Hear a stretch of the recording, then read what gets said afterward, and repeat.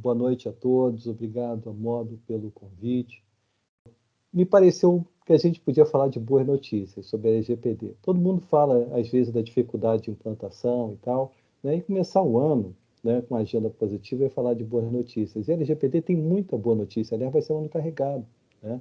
Tem muita coisa aí de regulamentação vindo, muita coisa que vai ter a ver com o que o Alberto vai falar, de engajamento, porque muita coisa para ser ticada por cada um, né, na adesão e no compliance, e também muita coisa a ver com o que o Fernando vai falar de otimização.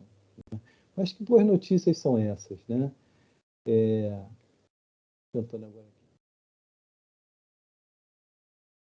Chama a atenção que o Itaú, que é um banco conservador e bastante grande, ele tenha feito uma propaganda na televisão justamente de LGPD, né? E teve um resultado, pelo que se comenta, assim, fantástico, né? E mais ainda, a Apple, ela ali naquele quadradinho inferior esquerdo, ela lançou o seguinte: privacidade, isso é o iPhone, é isso, né? E ela usou como ferramenta de competição, seja com o Google, seja com o Facebook. Então, se estão usando para propaganda e para competir com terceiros, é porque aparentemente isso tem uma boa mensagem, né? É difícil de passar, que engraçado.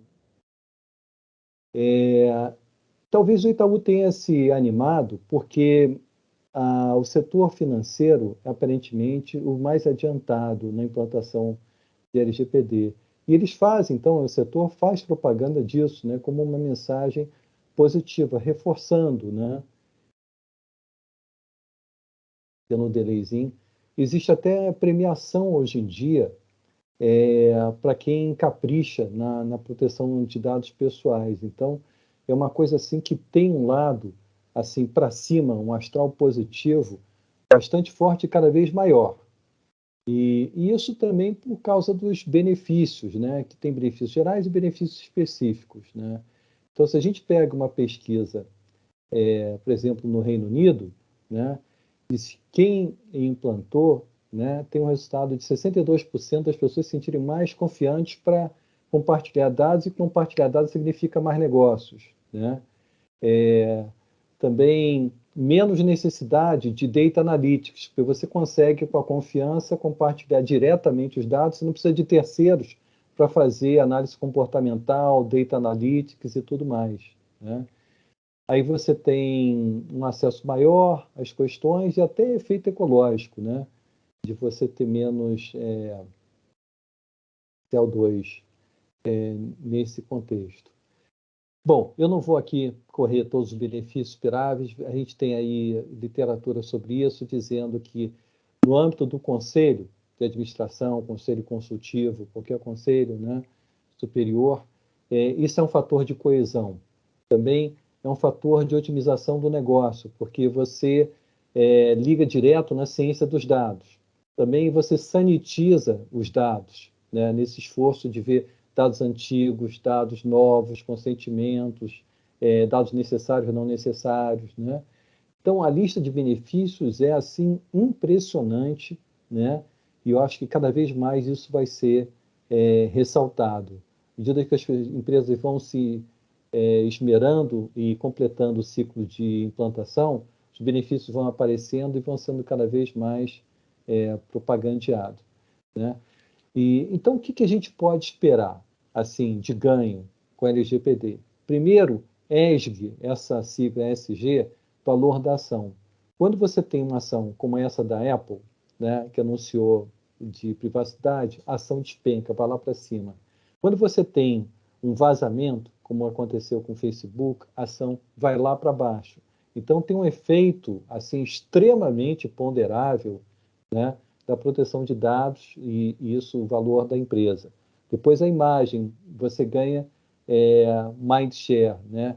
Fidelização de cliente com lealdade, você captar novos clientes, captação via confiança, você limita responsabilidades, você precisa de menos controles, porque você já selecionou o que é necessário, o que não é necessário, então você não tem que ficar acompanhando, controlando tanta coisa.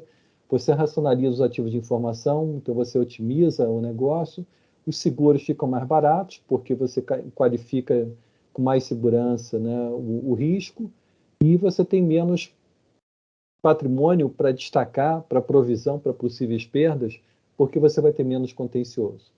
Então, não é por outra razão que você tem algumas notícias na internet dizendo, olha, os 5 benefícios ou os 6 benefícios e tal. Bom, vamos falar de concreto e de Brasil aqui, né? A vantagem aqui de slide é que está com um certo delay. Então, eu vou aqui dançando conforme a música, né? Casos judiciais de sucesso. Tem 2 casos interessantes. Tem um caso da Cirela, que foi o primeiro, e tem um caso da JBS.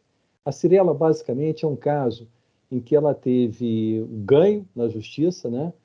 Porque ela mostrou, olha, eu não fiz desvio nenhum. Então, a forma como ela implantou a política, né, foi a prova que ela conseguiu fazer em juízo para se safar de uma ação movida contra ela. A JBS é um caso mais ou menos semelhante. Ela disse, olha, não é verdade o que o autor está dizendo de que eu não implantei LGPD, está aqui, por A mais B. Né? Então, o detalhe desses casos, né, especificamente no caso da Cirela, ela até foi condenada na primeira instância, né, com liminar e tudo mais, mas o tribunal reviu e o tribunal falou não. É, ela tem realmente um comitê interno de privacidade e ela contratou consultores, ela contratou especialistas, né? E o autor era um advogado, né, que moveu essa ação, né? E ele se baseou na inversão do ônus da prova. A LGPD ela tem uma conversa com o Código do Consumidor, e a gente sabe que o Código do Consumidor inverte o ônus da prova. Quem tem que provar alguma coisa é o fornecedor. Então, esse autor, que é advogado, sabendo disso, ele lançou acusações, e aí, se a Cirela não tivesse implantado a política, ela não teria conseguido, né, se eximir. Isso me faz lembrar muito uma vez que eu tive um caso de ter feito toda a parte de política de consumidor de um grande site de serviços financeiros, talvez o maior aqui no Brasil, e houve uma ação em Campo Grande, Mato Grosso do Sul, movida também por um advogado, como autor, né? E com a mesma coisa, ele lançou uma acusação de que tinha havido um spam sem autorização, sem consentimento e tudo mais, e essa minha cliente conseguiu mostrar direitinho o log segregado com segurança de que tinha sido ticada a autorização para envio de spam, de e-mail marketing. Né? Então, implantar a política hoje é o antídoto que tem contra essas acusações, que também, no caso da JBS, né, o autor, que era um sindicato, né, ele falou, olha, não tem consentimento dos empregados, não tem DPO, não tem encarregado nomeado, né? E a JBS falou, como não tem? Em primeiro lugar, eu, com relação a dados dos empregados, eu sigo estritamente os limites da relação empregatícia. Eu não fico guardando e processando dados a mais, né? Então, eu estou dentro desse limite. Em segundo lugar, tem DPO nomeado sim na política, está lá na política, né? Então, a gente vê o benefício, né, de poder implantar a política. Esses foram casos judiciais. Falamos também sobre casos de sucesso na consultoria, né? Esse foi um caso que eu vivi pessoalmente. Né? Primeiro caso é de uma empresa que tinha um NDA, um acordo de confidencialidade, que era tudo embolado, tudo muito confuso. Né? Então, o ganho que ela teve, quando ela reviu o NDA para ficar também incluindo não só confidencialidade, mas também proteção de dados pessoais, foi poder separar o joio do trigo. Então, o que é informação confidencial ficou muito mais clara. Quem deve guardar, por que prazo, né?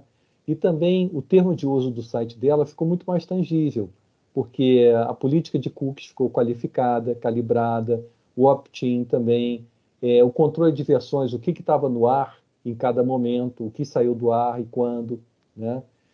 Depois, caso de clientes, né? Uma cliente que fazia análise comportamental de navegação na internet, E ela conseguiu oferecer para os clientes dela uma transparência muito melhor na seleção dos dados e no fluxo dos dados. Então, o core business dela, que era exatamente analisar dados, né, ficou muito mais transparente e ela teve um ganho assim diagnosticado, reconhecido pelos clientes. Depois, um outro caso, que foi um caso envolvendo parceiros, né? E era tudo também embolado, né? A quem pertencia o banco de dados de clientes? Né? Era um parceiro ou era outro parceiro? Aliás, esse tem um caso na justiça discutindo exatamente isso, de quem era o banco de dados, né? Dos clientes, de dados pessoais. Então foi um ganho. Depois tem um outro caso em que a política foi apreciada, em última instância, pela diretoria e pelo conselho, né? E o conselho era composto, inclusive, de algumas correntes políticas. O que aconteceu? A política foi um fator de aglutinação, né? Houve um consenso construído em cima da política. Então, foi um fator de coesão. Lógico, a política tem que estar bem equilibrada, porque se ela não estiver bem equilibrada, ela vai fazer o papel oposto, né? De gerar dissidência, né? Blockchain foi uma situação muito legal de um blockchain assim voltado para um público grande, que era um blockchain que tinha uma governança, né? E a governança incluía a proteção de dados. Nem tudo ficava no código, né? Era um blockchain da modalidade off-chain. E depois, por último, uma cartilha, um cliente em que a ideia foi fazer um manual sintético e atrativo. Então tem a política completa, direitinha, com todo o texto inteiro, conforme figurino, e tem também uma outra versão super assim digerível para toda a população, para todo mundo, né? Então são possibilidades de tratar a política de uma forma assim bem interessante. A gente tem oportunidades aí com relatórios anuais da empresa, né? Perante os acionistas, perante CVM e tudo mais, melhorar os contratos, DPO, ter um contrato com DPO mais claro, RH, a parte de ficha funcional, de registros, marketing, abordagem e a imagem, citou aqui a propaganda e competição no mercado, né? E com as parcerias, né? Aliás, as estatísticas todas confirmam de que a empresa que implanta a política ela tem um melhor rating, uma melhor avaliação no mercado, ela tem mais satisfação dos clientes, tudo nesse sentido, né? Motivação pessoal e funcional, em primeiro lugar, implantação de política de LGPD significa propósito. E essa geração, os mais jovens, são principalmente movidos a propósito. Então, é um item importante para a retenção de talentos, né? Também a questão do procedimento ético, a ligação com o código de ética e o reconhecimento individual de quem capricha, quem está aderente, quem trabalhou em time e tudo mais, começa a ser um fator de bonificação. Então, hoje você começa a ter premiação nas empresas ligada à LGPD, né? Seja individual, seja funcional, né? E você começa a ter, inclusive, premiação setorial. A gente estava mostrando agora há pouco que os setores estão fazendo propaganda e tudo mais. Então, a roda começou a girar, não só no sentido assim daquela agenda mais pesada, mais carregada, mas também no upside, né? Nesse astral aqui para cima. Então, era isso que eu queria basicamente mencionar aqui para vocês, né? E ficar à disposição depois. Eu vou passar a palavra, então, aqui para o Alberto e depois fico disponível nas perguntas. Obrigado pela atenção de todos.